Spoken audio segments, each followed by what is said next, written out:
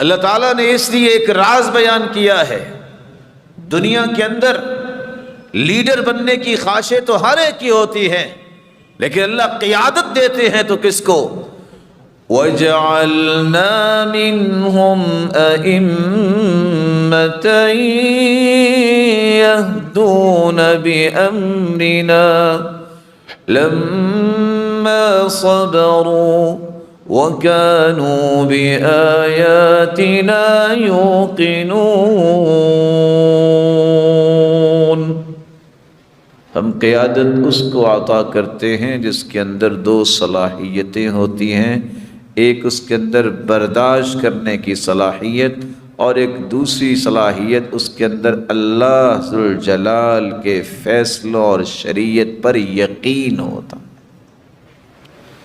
اللہ عطا کر دیتے، بلکہ اللہ ذوالجلال نے تو قرآن مجید میں یہ فرمایا کہ زندگی کے ہر معاملے میں اگر کامیابی درکار ہے، کامرانی کی تمنا اور تڑپ اور شوق اور ذوق رکھتے ہو، تو ایک کام کر لو،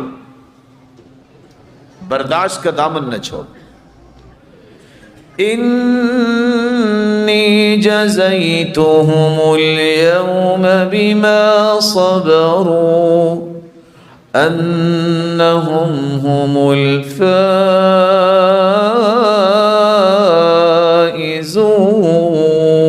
الفائزون۔ صبر تم کر لو، دنیا کے ہر قدم پہ کامیابی اور کامرانی تمہارا استقبال کرے گی۔ صرف کامیابی ہی نہیں، بلکہ نماز پڑھو گے اس کا اجر الگ ہے، روزے زکوٰۃ اور حج کا اجر الگ ہے۔ صبر ایک ایسی نعمت ہے جس کے بارے میں اللہ نے یہ فیصلہ سنایا ہے، اولئک یؤتون اجرہم بما صبروا۔ صبر کرو گے اللہ تمہارے اجر و ثواب کو دگنا لکھوائیں گے، اکیلا ثواب نہیں، دگنا ثواب۔ بلکہ یہ اتنی بڑی نعمت ہے، قرآن مجید کے الفاظ بتاتے ہیں اور حدیث کے کہ 4 اعمال ایسے ہیں جن کا انلیمیٹڈ اجر ہے، اس کی لیمیٹیشنز اللہ نے بیان ہی نہیں کی، نہ کروائی ہیں۔ الصوم لی وانا اجزی بہ، اللہ ذوالجلال فرماتے ہیں، حدیث قدسی ہے، روزہ میرے لیے ہے، اس کا بدلہ بھی میں دوں گا۔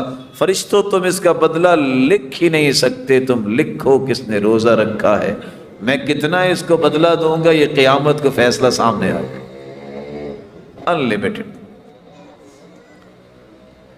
دوسرا عمل، ان لک لاجرا غیر ممنون، کوئی تمہیں گالیاں دے، تانے دے، تکلیفیں دے، برداشت کرو گے تو اس کا اجر بھی اتنا ہے جس کا اندازہ قرآن نے بیان ہی نہیں کیا، لا تعداد، بے حساب اجر اس کو اللہ قیامت کو دے۔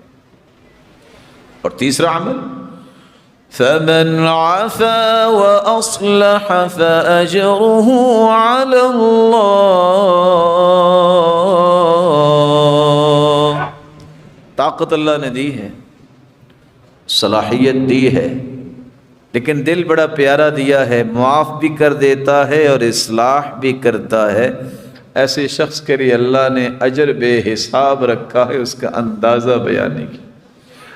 اور چوتھا عمل، انما یوفی الصابرون اجرہم بغیر حساب،